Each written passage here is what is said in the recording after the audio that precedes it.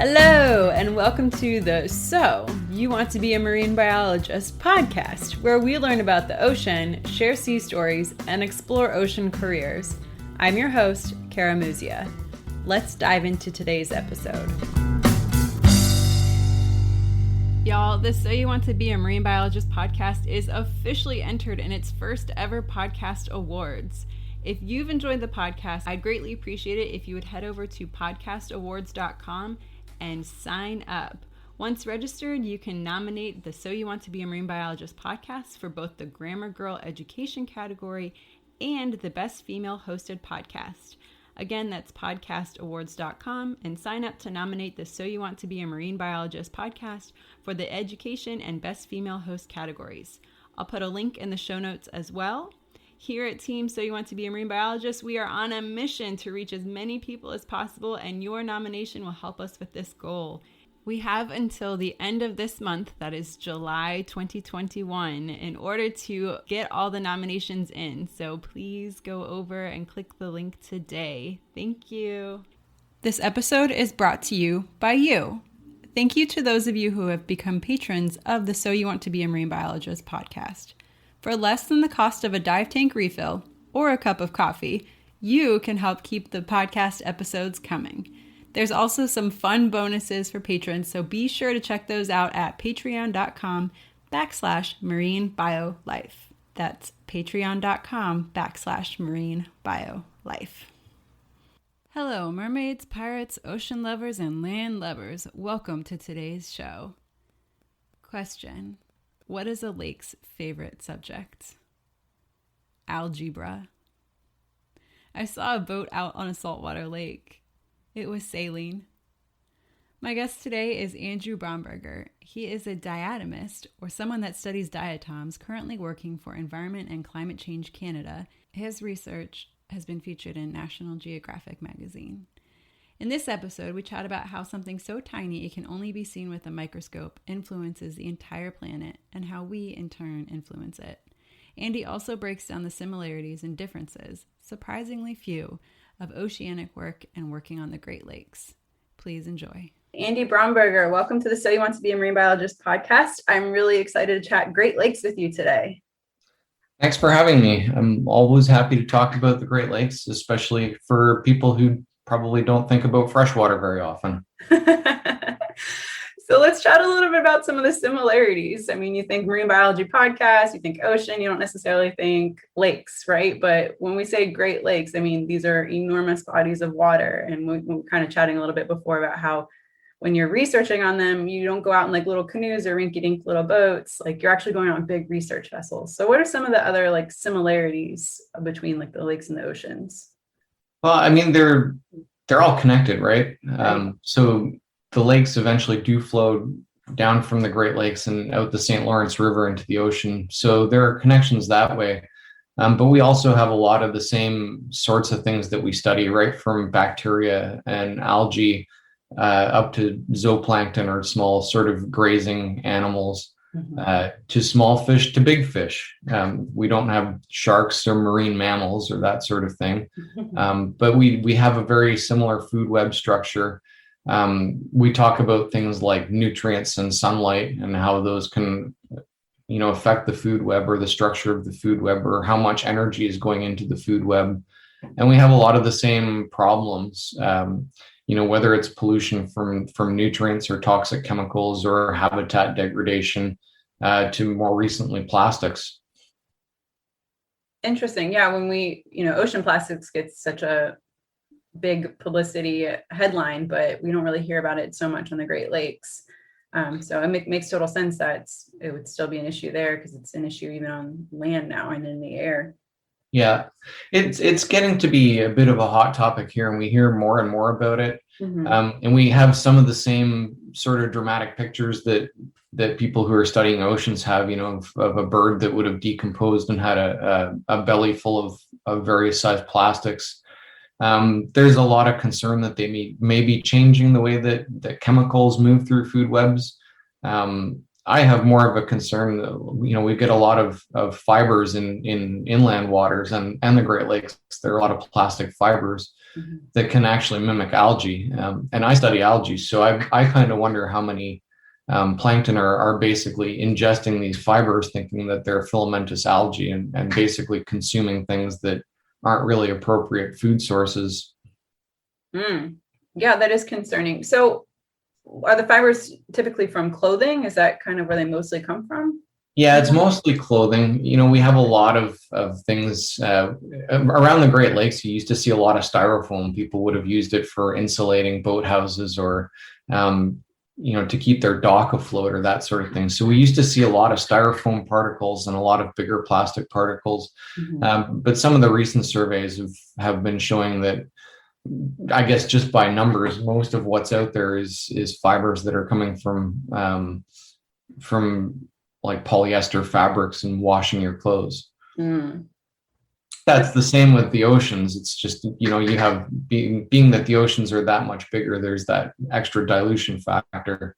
Right. But the Great Lakes, they are huge, and the offshore areas are still very much like being offshore in the oceans. You get massive waves, which is why we have to be out in research vessels as opposed to small boats. And it's you can't see land for often days at a time if you're out in a research cruise.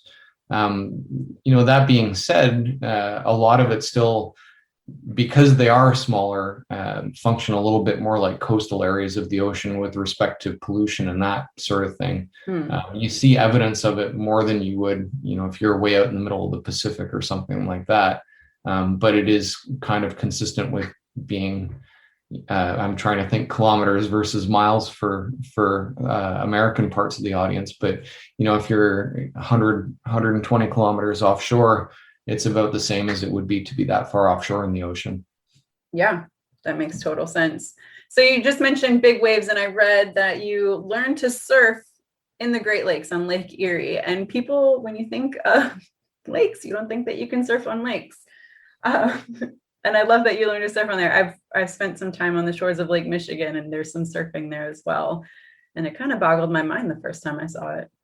Yeah, I've actually surfed more on the Great Lakes than I have in the oceans, despite having lived in South Florida for a few years of my life. Our waves are a little bit different in some ways. I like to think that if you can surf Great Lakes waves, you're probably pretty good at surfing anywhere. Because we do get big waves, but the period of them, how far apart the waves are, if you will, is a lot shorter. Right. So you're really on steep waves, kind of running into the next wave. And our best waves are in the winter with winter storms. So, you're typically surfing with, if you're like me and you have a beard, then you have icicles hanging off your beard and you're wearing a wetsuit. It's quite frequently below freezing outside. But the water in November and December anyways is probably about 34 to 40 Fahrenheit. So the water is still liquid and you can still surf. And it's actually really pretty being out there in the snow.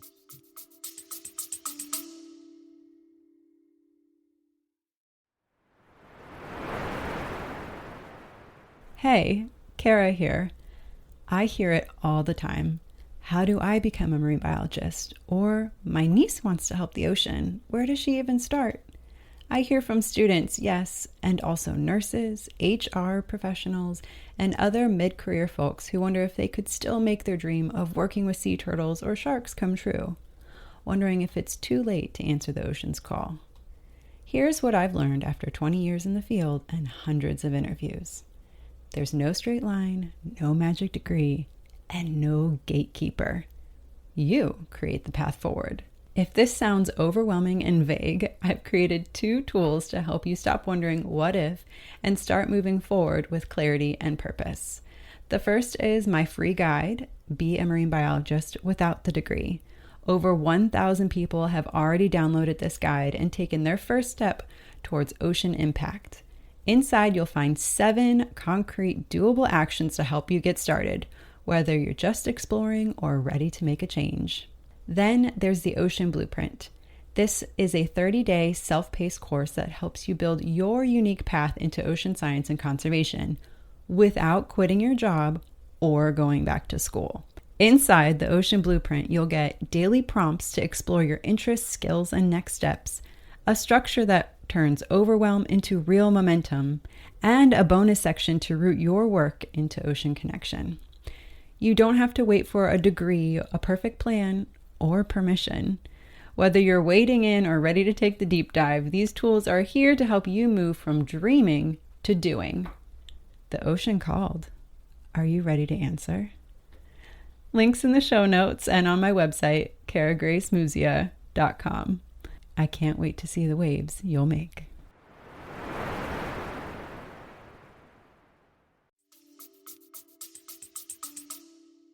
I'm sure it's beautiful, but 34 to 40 Fahrenheit, that's really cold water. It is, but people, have the way that people love the ocean is the way that a lot of people love the Great Lakes. And for those of us who grew up around it, you just kind of want to be in the water or want to be around the lakes. Yeah. So whether it's surfing or sailing or fishing or being at work, there is that just desire to be on the water or in the water. Yeah. So was it this desire that led you to pursue a career studying the Great Lakes or the tiny critters of the Great Lakes? It certainly figured into it. I grew up swimming in beaches in Lake Erie and Lake Ontario. And Lake Ontario is just about 300 meters north of where I am right now.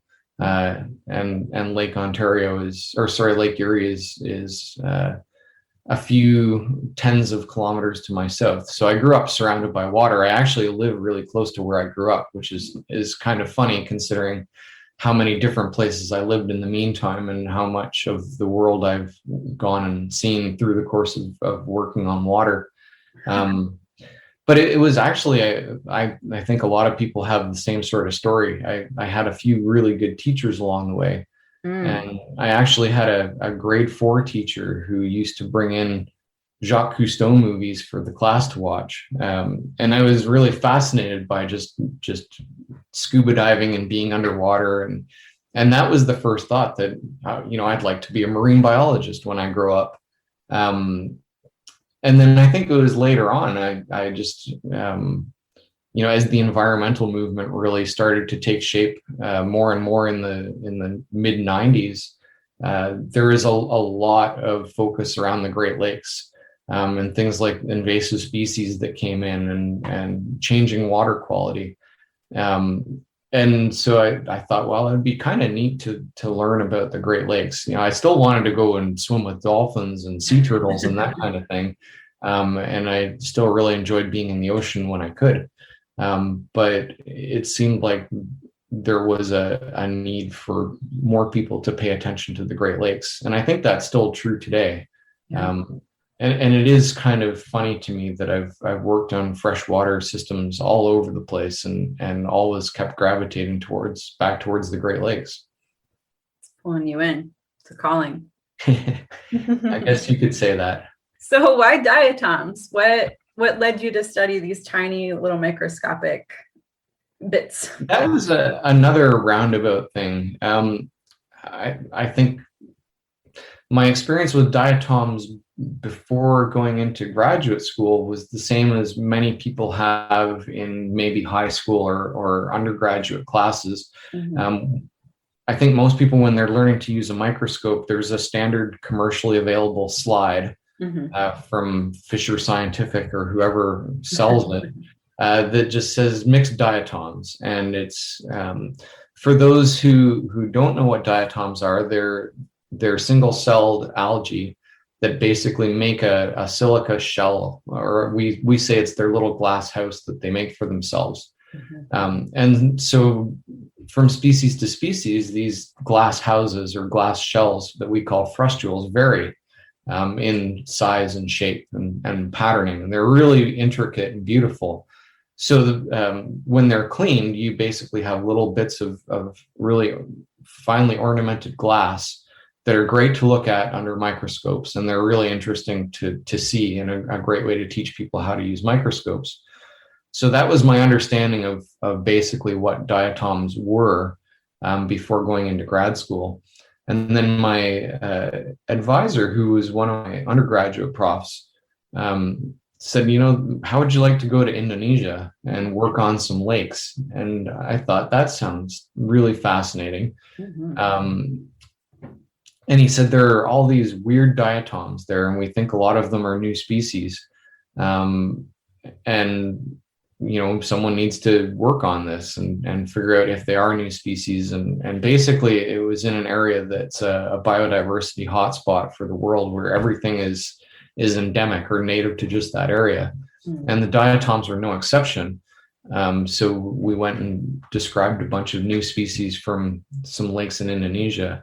And then I think, like others who work on diatoms, I really became fascinated with them, just in that they're interesting little algae in and of themselves. Mm-hmm. But they're also really good for telling the story of what's going on in water, and they grow in kind of any water. You can find diatoms in a puddle, you can find diatoms in the ocean. But most species are pretty good at tracking environmental conditions. So based on which species are occurring in whatever body of water, we can learn something about the environment that's there. And it's different, if you're in the tropics, where it's always going to be warm and sunny, and climates are very stable. They'll diversify and really track their habitat characteristics. You can find within the same couple square feet of lake bottom, you'll find completely different species living on a twig versus a rock versus the sand. Mm-hmm. And in those tropical environments, there are things that can be endemic or limited in their distribution to sort of one tree stump on one shore of an island in one lake, and that's the only place they occur in the world. Here in temperate areas around the Great Lakes, they're a little bit more generalist. You can imagine if you have ice at some points of the year and different daylight periods and high and low pressure systems and water that's sometimes cloudy and sometimes clear, as a species, you should get used to dealing with whatever nature throws at you on any given day. Okay. So the things here we can use to sort of track what conditions were prevailing more than we can use to sort of differentiate habitat. But then diatoms as a whole are interesting and important because they make a lot of the world's oxygen that we breathe. So we used to, as diatomists, we would say, take one deep breath, now take another. And one of those two breaths was made by diatoms. Yes.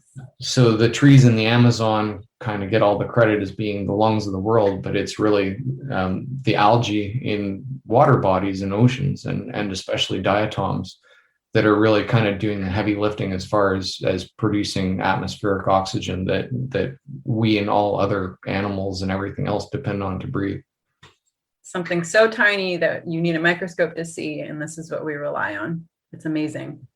Yeah, and so you can imagine just the importance of things that we kind of take for granted, these little tiny algae, changes in algal communities and how productive they are, how much they photosynthesize and produce oxygen. Little changes in, things that are that numerous in all the water bodies of the world can have really important implications for sort of the entire ecosystem. And, similarly, the Great Lakes, as 1/5 of the world's surface fresh water, it's just an enormously important resource, and small changes to an aquatic system that big can have really resounding effects on everything else around it. Yeah, absolutely. That makes total sense. So I'm curious, did you get to name a diatom species while you were describing new ones in Indonesia? 11 of them, actually. 11 of them. Do any of them have fun names? No, we tried to be kind of proper. Okay. There are, I think, 2 of them that we named after people, colleagues who had, been sort of spent 40 years of their career working in the same place. And so there was one that was named after a colleague for her 40th anniversary of working with the Canadian Museum of Nature. Yeah. But most of them, we if you look at the names of things, it's all Latin, and it seemingly makes no sense. And more, people are sort of Latinizing English words, or giving tributes to other people, or there's famously a lab species of fruit flies that a researcher found was really, overly susceptible to ethanol poisoning, and they called it Drosophila cheap date.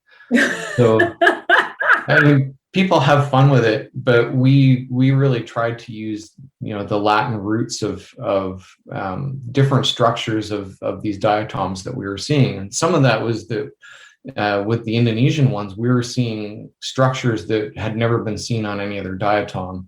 And it was things that were really used to attach themselves to the lakes. Were really steep sided. The one main lake in the system is 600 meters deep, so around 2,000 feet deep. And it's not a huge lake. It's one of the deepest lakes in the world, but it's compared to the Great Lakes here, it's not a big lake. So the sides of the lake are really, really steep. And if you're a diatom trying to make a living by eating light, essentially by photosynthesizing, and you become detached from the place that you're hanging on to on the side of the lake, you just sink.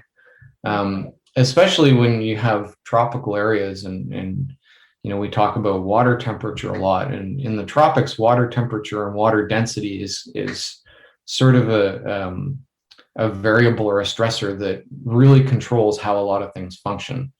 So as water gets warmer and warmer, it gets less and less dense, and it does so exponentially. So the difference in density between water at 0 degrees, that's a bad example because it all changes at 4 degrees. The difference in density between 5-degree water and 10-degree water is much smaller than the density difference between 20 and 25-degree water.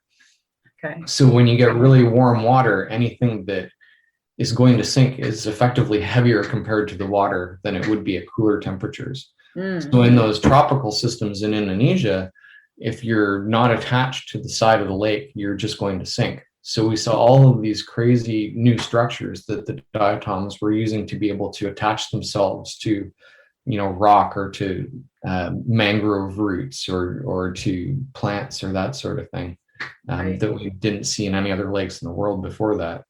And they want to attach themselves to stay close to the surface so they can photosynthesize. Exactly. Yeah, that's wild. So how you identify them is through these structures on their, what was it called? A frestule, their glass house? Yes. That's really wild. I've seen some diatoms on a microscope. I think most biologists have, and they're beautiful. Some of them truly have these amazing, beautiful structures. And then when you have the backlight of the microscope behind it, it kind of has like a crystalline glow to it. They are pretty. Yeah, I mean, there are people who will actually arrange them into symmetrical patterns, and then photograph it using polarized light, because it's the polarizing light from the microscope that makes them all glow sort of every color of the rainbow. So people who have a lot more dexterity and patience than I do will actually arrange diatoms of different species that all have these different shapes into really intricate patterns, and then photograph them with polarized light. And I mean, it's a fantastic form of art. It's really cool. Yeah. And I have a lot of respect for anybody who can work with things at that fine a scale, because a big diatom is still, you'll have to translate this into inches at some other time for your American listeners, but like a good sized diatom on average is 1/20th of a millimeter long. Okay. So they're really, really tiny. Like this is, you're kind of talking about if you took a little slice of a strand of your hair, and looked at that in sort of cross section, the average diatom would be smaller than that, several times over. So they're really, really tiny. Yeah, that's so crazy to think about. So when you finished your graduate degree, your master's, did you know that you wanted to go straight into a PhD? I did. Did you always know you wanted to get your PhD? I did, yeah. I knew I wanted to.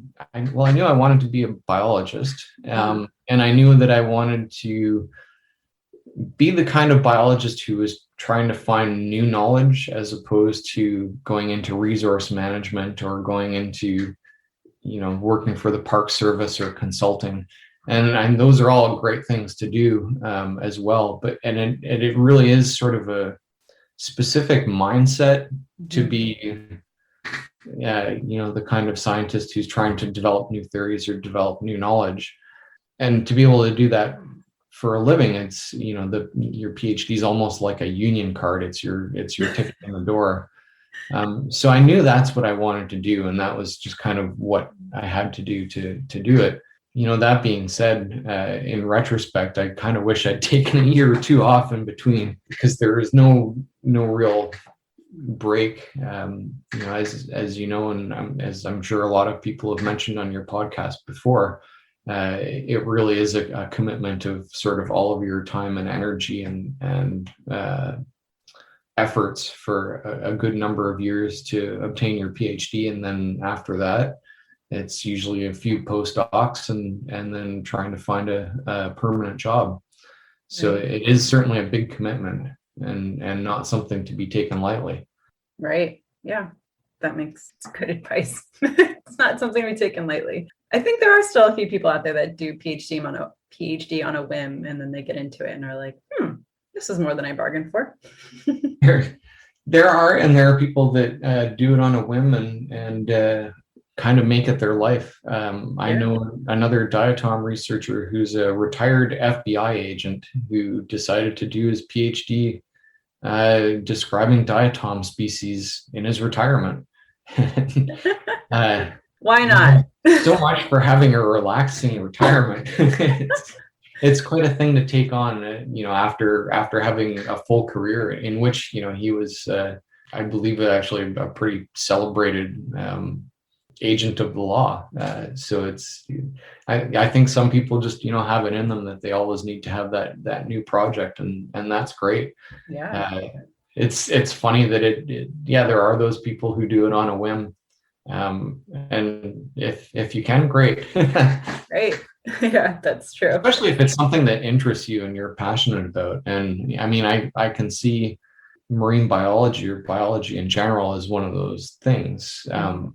And especially when it's a specific organism that you want to study, we all sort of fall in love with the various organisms or various animals, especially the really charismatic ones. Right. And I can see how alluring it is for people to, want to know everything about whatever aspect it is of the organism that they're passionate about. And a PhD is certainly a great way to do that. And I guess depending on what the goal is, it's just, is it worth the devotion of how much energy it requires? But if you're really passionate about that thing, then and want to sort of make a life out of it, then it certainly is.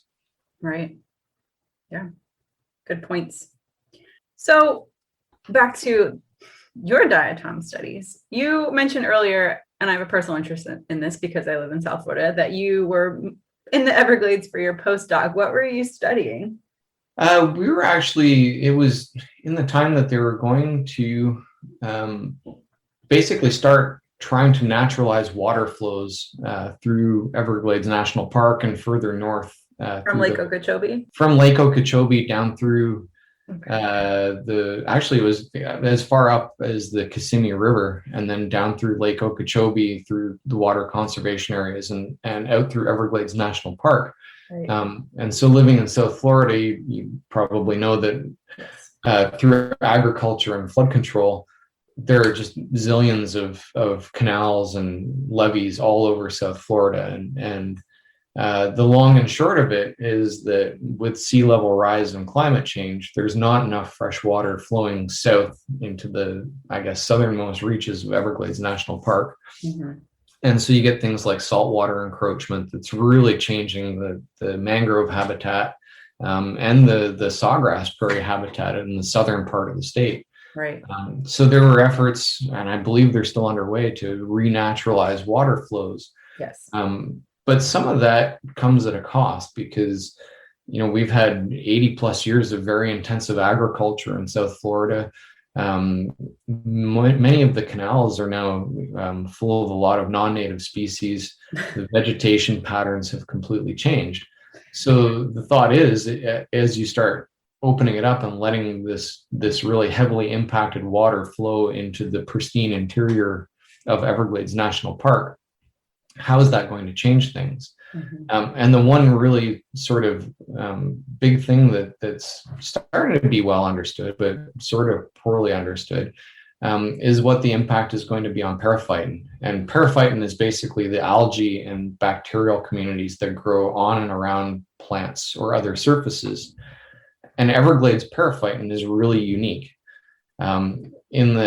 In most places in freshwater, phosphorus is a limiting nutrient. So the more phosphorus we have, basically the more algae we have. Mm-hmm. Everglades periphyton, the algae that grow in that, the periphyton mats will dissociate and decompose if there's phosphorus above a pretty low level in the water. Mm. So letting this phosphorus-rich agricultural water flow into the sawgrass prairies and the waters therein would be potentially really harmful. And we don't know what this would do, but we do know that periphyton is sort of the building block of all of the Everglades food webs. Mm-hmm. So we were trying to find out, ahead of time what some of these changes might be, looking at areas where they were selectively letting water flow into that part of the system.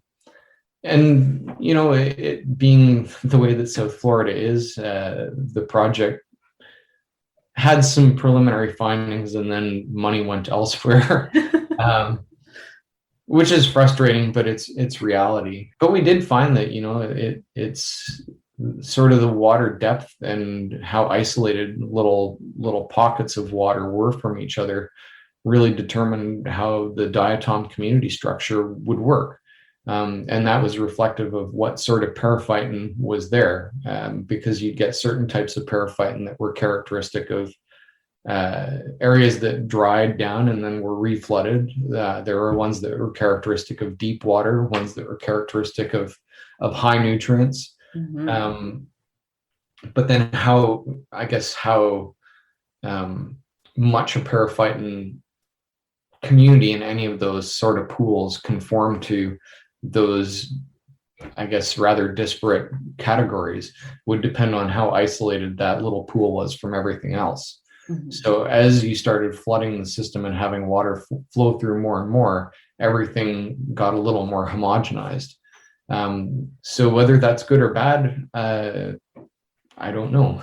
But, it was interesting to see how the diatoms could be used to track even something as seemingly mundane as letting water flow back the way that it would have 100 years ago. Right. Logically, it makes sense. I mean, 1,000-foot view, it makes sense to put it back the way it was. But you're right. We've been doing something different for about almost 100 years. Then it definitely makes a difference. Yeah, I think it's something that philosophically, we all have this thought that pristine systems are the way that they were before European colonization or whatever the case may be. And that's sort of the gold standard that we hold up often around the Great Lakes for, what is an unimpacted system? Can we put it back to the way that it was, say, in the 1600s? Right. And a lot of times we find that now we can't. We've kind of done so many things that we don't really consider that it makes it really difficult to put things back the way they were. On the other hand, we'll do things like with algae conditions, we'll say, we want to have no harmful algae blooms. We want to have nice, clean, clear water. And we strive to do that often in places where it never was that way. You could go back 1,000 years and it may have always just been a place that from nutrients in the soils naturally, or for things that flow out of forests, or just bodies of water that kind of sit and get warm all the time and always have. Mm-hmm. It may be that we can't put this back to what we think we want. What we want is either impossible now or never actually existed in some of those places. But it's good for us to be able to know that, and it's another kind of neat thing that we can do with diatoms is, since they have their little glass houses, those frustules are really well preserved in lake sediments. So we can take core samples, and the deeper you go down in the core sample, the farther back in history you are. So we can use sediment cores as sort of time machines to go back and look at what the conditions might have been like several hundred or even thousands of years ago. And we can use that to then sort of guide what we think we want to do management wise, and what sorts of restoration we might want to do in a system to, can we get it back to where it was? Is this possible? In a lot of cases in the Great Lakes, we want to have low nutrient status. We want to have not much algae. But when we start looking at what diatoms were around back when there wasn't much algae, there were also ones that indicated much cooler water. And so we're never going to get those back. It's just simply too warm now. Yeah, I'm curious what you're finding, some of the impacts that you've seen on the Great Lakes that you're talking about that just aren't, like, you're not gonna be able to get back. And then chat a little bit about, before we hit record, we had a really interesting discussion about how, like, warming waters in the Great Lakes, it actually gets warmer and it's impacting diatoms. And so I want to chat a little bit about that. Yeah, well, it's interesting. We'll get back to that part. But what we have been finding is, we as we started doing some of these paleolinology studies. So paleolinology is that going back in time and looking at lakes from the past. We've been finding, we thought we were going to go and see sort of the height of back in the middle of the last century. There was a time that the Great Lakes were considered dead. And it was a phenomenon that we call cultural eutrophication, or just like dumping a lot of nutrients into the lakes. And it caused a lot of algae growth, and often harmful algae growth. A lot of that at the time was associated with really poor controls on sewage, and also with phosphorus in laundry detergents and dish soaps and that sort of thing. So back in the early 70s, we stopped putting phosphorus in detergents, and we started bringing better sewage treatment plants online on both the Canadian and US sides of the Great Lakes. Mm-hmm. And for a long time, it seemed like that worked, and we actually did see a recovery. So we were thinking, we could go back with, well, and I should point out that recently we've seen a resurgence of heavy algae growth in a lot of the Great Lakes, and things looking a little bit like they did back in the middle of the last century. So clearly we haven't really solved the problem. So we thought we could use paleolinology approaches and go back and see the sort of rise of cultural eutrophication, and then the recovery, and then see what's going on now, and see if it's the same thing now that it was 50 years ago, like the same causes, the same diatoms. And we saw that, but what we really ended up seeing overwhelmingly more dominantly than that was a signal of warming that's lasted for the last 115, 120 years.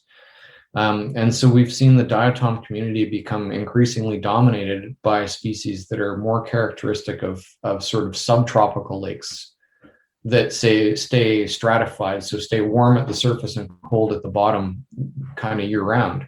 And that's not what the Great Lakes have historically been. The other thing that we've seen is diatoms getting smaller and smaller. So it's been a change both from species that are characteristically large to being replaced by smaller species, and also shrinking of individuals within each species. So some of that is due to longer growing periods, and some of it as well is just due to what we were talking about with the Indonesian lakes. As water gets warmer and warmer, the water is lighter and lighter, and so it's harder for diatoms to stay afloat. So smaller cells actually require a little bit less turbulence in the water to keep them up where they can photosynthesize. and bigger cells tend to sink. So we've seen a shift to smaller and smaller diatoms. What we don't know is what's that going to do to the food web. And we know historically sort of what plankton ate what diatoms and what fish liked those. But now, as we're seeing, smaller diatoms and new species and increasing, overall decreasing diatom biomass and increasing blue-green algae biomass in a lot of cases, we don't know if, these are sort of dead ends for the food web. And so aside from, making a lot of oxygen and that sort of thing, diatoms are really, really good food sources and carry a lot of important nutrients for aquatic food webs. So changes down at the very bottom of the food web with what diatoms are there may eventually impact, the sport fish that people really like to go out and catch or go to the store and buy. And so the Great Lakes, especially Western Lake Erie, is the most valuable freshwater fishery in the world. And I can't remember how many, millions or billions of dollars it is per year, but they're really important, both recreational and commercial fisheries on the Great Lakes. And that could be impacted if we see these changes cascading up through the food web. What are some of the fish that they catch there? Well, historically, there were lake trout in all of the Great Lakes, and that was sort of our big native cold water salmonid or like salmon lake thing. And there's another species called walleye. Walleye are delicious and highly prized sport fish. And in most of the lakes back in the middle of the last century, when things were really bad between poor water quality and overfishing, we basically knocked lake trout out of most of the Great Lakes. And about 100 years ago, maybe more than 100 years ago, we started stocking Pacific salmon. So Chinook salmon, coho salmon, and rainbow trout, which is technically a salmon, a Pacific salmon as well. So those all do a little bit better in slightly warmer water than our native brook trout and lake trout. So they've actually kind of taken over as the dominant sort of open water salmonid predators in the lakes. And there are naturally reproducing populations of those. And they're also, highly prized sport fish. But even those, we've seen a lot of changes with the introduction of non-native species. You've probably heard of zebra mussels and quagga mussels. So in Lake Michigan, right now there are so many quagga mussels, and a quagga mussel is just a slightly larger relative of the zebra mussel. But there are so many of them, they can effectively filter the entire water column of the lake in a period of a few days when the water is mixed in the spring. So that's taking a lot of the algae out of the water and potentially disrupting the food web. We also used to have large populations of alewife. It was an introduced species, but the salmonids really liked eating them. As the water has gotten warmer, we've had really major crashes of alewife populations and a lot of native sort of smaller whitefish that the bigger salmon used to depend on. So those have been replaced by something called a round goby, and gobies live on the bottom and they're able to eat zebra and quagga mussels. So there is sort of this new energetic pathway forming. But the things that were typically cold water, open lake predators are now having to go into shallow areas to basically hunt gobies and replace their traditional prey with these gobies. And so the energetics of having to chase around small prey in a complex warm water habitat as opposed to alewife out in the open lake, it's energetically really different. So it's another thing that, we really don't know how all these food web connections are going to play out, right from the bottom with diatoms and algae all the way up. Everything's kind of changed, and we're seeing where it's going to land eventually. Yeah, that's really interesting to see how things are shifting as new things like zebra mussels and are introduced and shifting the water quality and the external pressures like temperature too. Yeah, that's a lot to think about. Entire food webs being rearranged.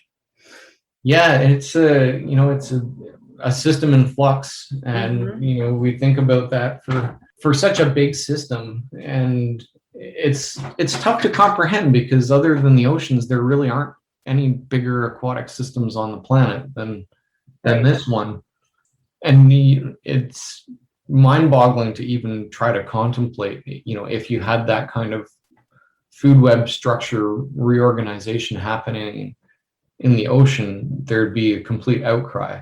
Or if you're doing the same thing, you can imagine it, changing the base of that food web, changing the diatom community of the Great Lakes would be like changing the tree community of the Amazon or the plant community of the Amazon. It's sort of the primary producer.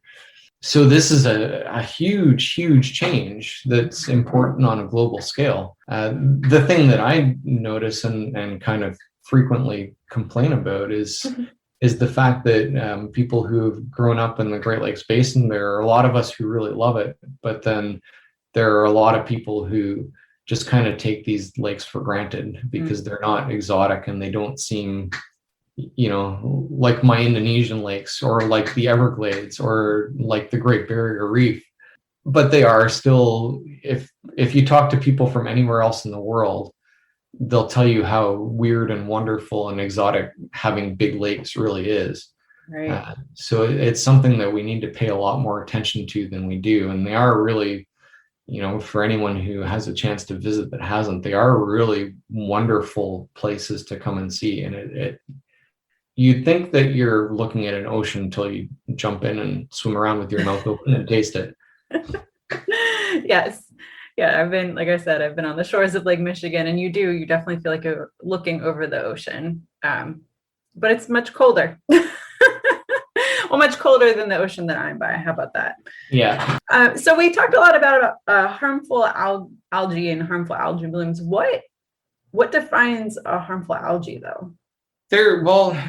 In the ocean, they're different than in lakes. In the ocean, you guys get a lot of red tides and that sort of thing. So that's a dinoflagellate. It's one kind of algae. Carina brevis. Yeah. You also get a diatom called Pseudonychia, and it makes domoic acid, which can be responsible for paralytic shellfish poisoning. So it's another harmful algae. In lakes, we don't really have toxic dinoflagellates. We do get Pseudonychia, the diatom, but not very often. It's more of a brackish water thing. But we get cyanobacteria, and they're sort of colloquially known as blue-green algae. Right. Historically, we've always classified algae by their pigments, and that. If you classify a lot of things by their pigments, it's not really a great thing. Fish people talk about, you can have fish that'll change their coloration at different kinds of the year. Right. So if you're classifying fish, you use structures. If you're classifying algae at the broadest level, you can actually use pigments. I used to do a thing with students where I had them type in blue-green fish, and you get a bunch of pictures of completely unrelated fish that are all the same color. And then if you type in Google image search blue-green algae, you actually get things that are biologically related. And then the funny thing was I had them type in golden brown algae, which are the diatoms and other things related to diatoms, and you get pictures of diatoms. If you type in golden brown fish, you get a lot of pictures of things that just came out of the fryer and look delicious. So it's a really neat thing that this is, the one set of organisms that we can use coloration to tell them apart. Right. So the blue-green algae or cyanobacteria are not like other algae. They're technically bacteria, but they photosynthesize. And there are a small handful of species or groups of species that live in the Great Lakes and elsewhere in freshwaters throughout the world that can make a lot of different toxins. And these range from anything from skin irritants to liver toxins to neurotoxins. And every year, fortunately, I don't think we've had a human death around the Great Lakes from it, but every year we get a number of dog deaths and cattle deaths, and so livestock poisonings. And for humans, it can be anything from skin rashes to earaches to like stomach illnesses, gastric illnesses, to fairly serious neurotoxin poisonings where people can end up in the hospital. Right. And the typical thinking has been that it takes a lot of warm water and a lot of phosphorus to generate harmful algae blooms. But lately we've been finding more and more that it's not necessarily phosphorus. We think of the sort of poster child for harmful algae blooms as Western Lake Erie, and it's surrounded by like almost all agricultural land. So there's just lots and lots of fertilizer and nutrient running off into the lake, and it gets warm. And so every year we have these big blooms. A few years ago, it was a large enough and toxic enough bloom that the city of Toledo actually had to shut down their municipal water supply for several days. Wow. So you can imagine the economic impact of a city of 500,000 people having to say, sorry, you can't drink the tap water because of these tiny little organisms floating around out in the lake. Right. But we've now seen harmful algae blooms in all 5 Great Lakes, and that includes big, cold, not impacted Lake Superior. Around Minnesota, in far northern Minnesota, there's an area called the Boundary Waters Canoe Area Wilderness, and this is an enormous tract of space that has basically no infrastructure, no houses, no cities, and only allows canoe access, and harmful algae blooms have turned up there. We have a similar area, Algonquin Provincial Park in Ontario. We have blooms there. And even in the far north, in Great Bear and Great Slave Lake, we're starting to see these cyanobacterial blooms popping up. So it's not, strictly a heavy nutrient thing, because these are all systems that are really unimpacted. And it's not even strictly just a warm water thing, because as much as these lakes are warm compared to what they were 100 years ago, they're still cold compared to oceans around South Florida. Right. So it may be even just they're changing quickly, and how warm it is relative to what it once was might be triggering some of these things. But ultimately, we don't know. And a big part of the problem is that these blooms can pop up so quickly and then disappear so quickly that we don't really even have the greatest record of where they're showing up on the landscape, or how often they're showing up, or how big they are, or how toxic they are. So that it's an area where there's a lot to learn.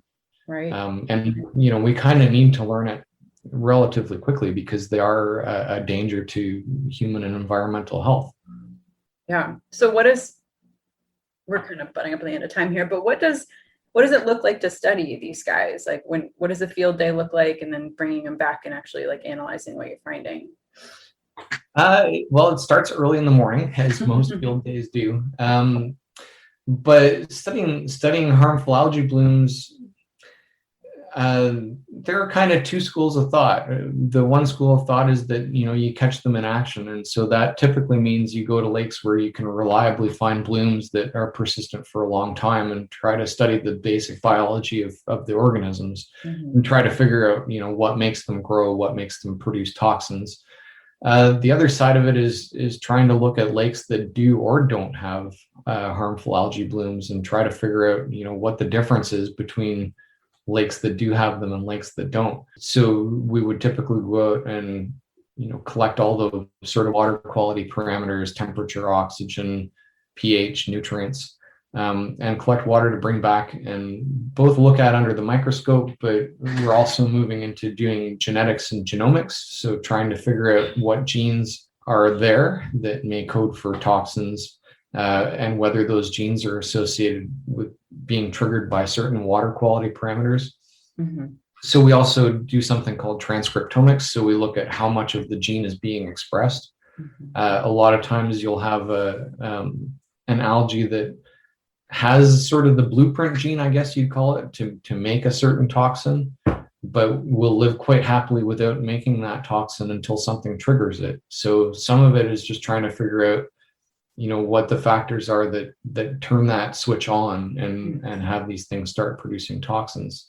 So we go out and collect a lot of water, and then the backside of it is bringing it back to the lab, and people will spend a lot of time filtering and processing samples to send for genomics work, or spend hours and hours and hours looking through a microscope and identifying these things as best we can through the microscope.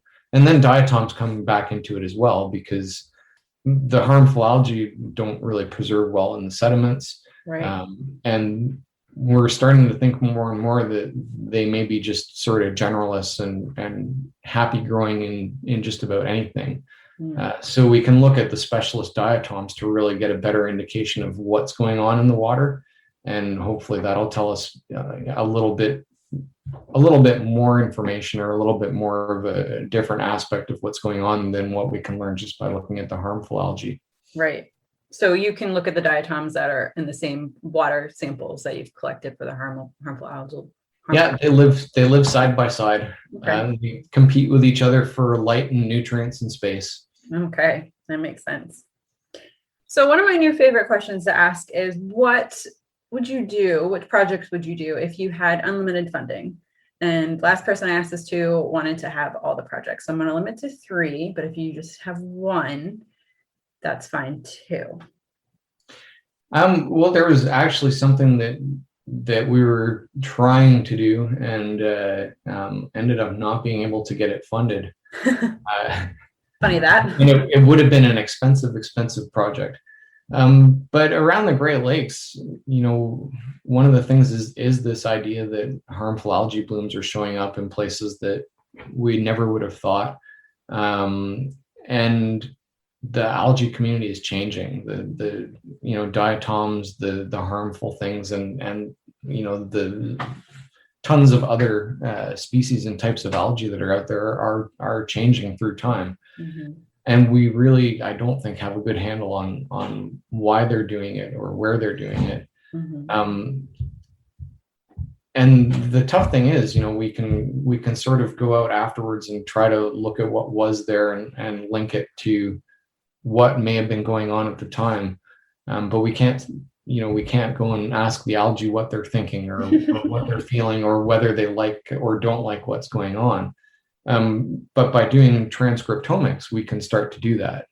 And so we can start looking at, different algae from different places, and basically take a snapshot of what they're doing in the last 5 minutes by looking at what genes are turned on and what genes aren't. Mm-hmm. And try to relate that to some of the environmental pressures. With some colleagues in Minnesota, I'm still working on an EPA Great Lakes monitoring project where we've started doing that, but it's really limited. It's twice a year at 70 something odd sites. Mm-hmm. And you can imagine for an ecosystem as big as the Great Lakes, 140 samples a year, give or take, doesn't really give us the greatest indication of what all the algae are doing at any given point in time. So there's a round of sampling in April and one in August. And the thought is the April one historically was just after the ice was out. And now it seems like it's a couple months after the ice is out. Mm. And the summer one is when the water is really stratified and warm at the surface. Mm-hmm. But, what happens in between, we don't know. And there are basically, 1 or 2 samples, depending on the time of year, taken for each site at different, like it's a upper water column and lower water column. Mm-hmm. So there's a whole lot of the lake that we don't know exactly what's going on, and big chunks of time that we don't know what's going on. Mm-hmm. So unlimited funds, I think it would be good to just be, doing that multiple times over, and really getting a better resolution of what's going on through the lake, so that we would be able to say, okay, the algae community is changing, but this is why. It's because these guys like this and these other guys don't like it, and that's something that we haven't got a good handle on, I think, in any system, but the Great Lakes probably less than most. I did read in the Nat Geo article that you have done some winter sampling, like actually drilling through ice and collecting diatom samples. Is that part of a different project? Well, it's all linked connected together. Yeah. In temperate regions up here, I mean, the Great Lakes don't freeze anywhere near as often as they used to. And back in Prohibition days, people would drive cars across the ice from Canada to the States, trunks full of booze to bring in during Prohibition. And now, there are years that icebreakers don't really have to run. So the amount of ice on the lakes has changed. Last winter, I think, was one of our lowest ice years in a long, long time, if not ever. Yeah. And last summer, the Great Lakes hit their warmest surface temperatures that had ever been recorded. So it's changing that way. But historically, these lakes have been frozen for 4 to 6 months a year, right? Especially up north around Lake Superior. And we don't know how important that is or what happens down there and how that affects the lake for the rest of the year. So this is a bit of a race against time in a way, in that we don't understand how important winter is, or if algae that grow under the ice are jump-starting the springtime food web. And there are a lot of really, I guess, big, juicy, really nutritious diatoms that do grow under the ice. So as we lose ice, are we going to lose that? And are we going to lose ice to go and study before we really have a good grasp on how important that season is? Right. Yeah. So we do go out and drill through the ice and conduct experiments underneath the ice. It's an interesting time to be out, but it's a lot of fun. Big parkas for that one. I still have this hilarious image of like your bootleggers from Canada coming down and bringing booze across the lakes in cars. Like here and where I live, we had them coming across from the Bahamas in boats and like pseudo pirate style. Yeah. Yeah, boats and small planes, the cocaine cowboy days in Miami. Yeah. It's very funny to think about. So one of my very favorite questions to ask is, what is your favorite field story or stories to tell? And this could just be a really fun day out in the fields. You had a lot of fun drilling holes in ice and things happened, or it could be everything went wrong, or maybe not totally right, and it makes a really great story now. Oh, there have been lots and lots. I think, like I said early on, and I think you mentioned as well, on the Great Lakes, we go out in research vessels rather than small boats. And I guess there are two related stories with some colleagues from Minnesota. And I was mentioning when we were chatting before we started recording, it's an interesting mix of people who grew up working on small lakes and sort of graduated to working on big lakes, and other people who were trained in oceanography and then found their way to the Great Lakes. So there are a lot of techniques that merge, and a lot of people who are sort of either going from small systems to big or bigger systems to small. We had a colleague in Minnesota who was an oceanographer and had only ever worked on research vessels. And in Ontario, in Northern Ontario, there's a place called the Experimental Lakes Area, which is a few hundred lakes that the government set aside 50 or 60 years ago for doing whole lake experiments. So you can basically pick a lake and manipulate it any way you want if you get approval for it. And I was up there with this colleague a few years ago, and in small lakes, you go out on very small boats and you lower your probes over the side by hand. And so one person controls the depth of the probe and the other person writes down the results that are being spit out, because often we don't use logging probes for those little lakes. And we handed my colleague a book and said, "You're going to record the data." And he looked at us and said, I'm just used to people handing me a USB stick when I get off the ship. I didn't know people did it this way. But the same colleagues, working on the research vessel Blue Heron, which is University of Minnesota Duluth's research vessel. there were, I believe, 6 of us who all got hired around the same time, and everybody at the Large Lakes Observatory in Duluth, as part of their startup package as new faculty, they get some ship time, and everybody compiled ship time. I was at a different institute, but I got invited along as the algae guy. And so we thought we're going to do all these fantastic things, and we were really ambitious. And what we didn't consider was that the ship has room for, I think, 8 crew and 6 scientists. And so 6 scientists, we said, this is great, we can all be on the ship at the same time. But then we tried to do so many things, and we didn't consider that there are no bunks for technicians or students. So we all decided to help each other out, but it meant that none of us really slept for probably 3 days. And a colleague of mine was on deck doing filtering at, I think, 4 a.m. And he looked over and said, the moonrise is really spectacular tonight. And all of us looked around to try to see where the moon was, and then realized that it was actually the sunrise that he was seeing. And he'd been on deck for so long that we just told him, you have to go to bed. You've been out here too long. You're seeing things. Oh, that's so funny. It's a great story, like how it highlights, how the field can be sometimes. Yeah, it's I mean, when you enjoy what you do, you tend to put in long hours, and that was a good trip with good colleagues, and a research vessel where the crew is really helpful and helped us get a lot of stuff done, but it was a lot of hard work and long hours. And I think, that's the way it goes. There are times that you put in a lot of work, and then there are times that you're just writing and having a, otherwise kind of normal day by sort of corporate North America standards. Yeah, absolutely. I like to leave the audience at the end of each episode with a conservation ask to go forth and bring into the world. What would you like my audience to take away from your episode today? Well, I think the big message is that the Great Lakes are a system that we've really taken for granted, and it is hugely important. It's 1/5 of the world's surface freshwater, and it's right in the middle of North America, so it supports enormous economies, and it's changing.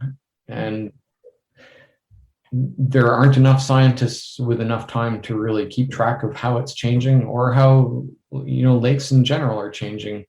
One of the big problems has been harmful algae blooms, and again, we can't be out on every lake all the time to catch every bloom, so we don't understand them.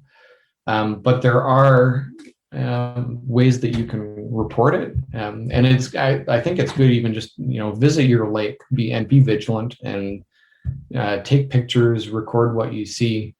And if you do want to report it, apps like iNaturalist will allow you to report things like harmful algae bloom occurrences, or just any blooms that you see. And there may be a scientist who sees it on the back end and keeps track of it. There's also a website called cyanos.org, so cyanos.org. And it's a website that's dedicated to tracking cyanobacteria blooms. So they have an app on their site as well that you can download for your phone and directly report harmful algae blooms. And so those kind of things will, I think, not only increase people's awareness of lakes in general, and the Great Lakes in particular, and kind of give you an appreciation for how wonderful and how rapidly changing some of those systems are. But it'll also create a lot more data for scientists like me to be able to go and understand, where these things are occurring and how often they're occurring. And because we just don't have the resources to have people out there to do it. So we have to rely on citizen science. Yep. Talk about all the time how important citizen science is, especially for people that want to potentially have a career in science or in the natural sciences. And yeah, I love it. Great way to get involved. Great ask. Thank you. If listeners want to find you, connect with you, or learn more about you and your work, where's the best place to do so? You can probably Google me and it'll take you to the Environment Canada or Environment and Climate Change Canada website. Yep. And because it's the government, my email and contact information are public domain. And yeah, so if people have questions about lakes or algae, I'm always happy to answer. All right, great. Thank you. Well, Andy, thank you for being on the show today. I really enjoyed our chat about the Great Lakes. Thank you for having me. And yeah, it's great that lakes got featured on a marine program. So I really appreciate the opportunity to talk about it. Yeah, absolutely. Hey, one more thing. Do you want to dive more into the ocean and marine biology? Need a little guidance on ocean conservation? Head on over to marinebio.life/resources. We've got book recommendations, job posting pages, conference suggestions, and ocean-friendly products. All recommendations have been personally vetted by me, and I will continue to add to the collection as I come across cool things to share. Head on over to marinebio.life/resources to learn more. See you over there. Thank you for listening to today's show. I'd love to hear any insight you've gleaned. Leave a comment in the show notes or send me an email over at marinebio.life. If you enjoyed this episode, leave a review and of course, share with your friends. If you want more resources for ocean news, including conservation topics and careers, plus personal insight from me that I just don't share anywhere else, join me at marinebio.life and sign up for email updates. Keep after your dreams and making waves in your community. One person can make a difference. Thank you so much for listening, and I'll catch you next time on the So You Want to Be a Marine Biologist podcast.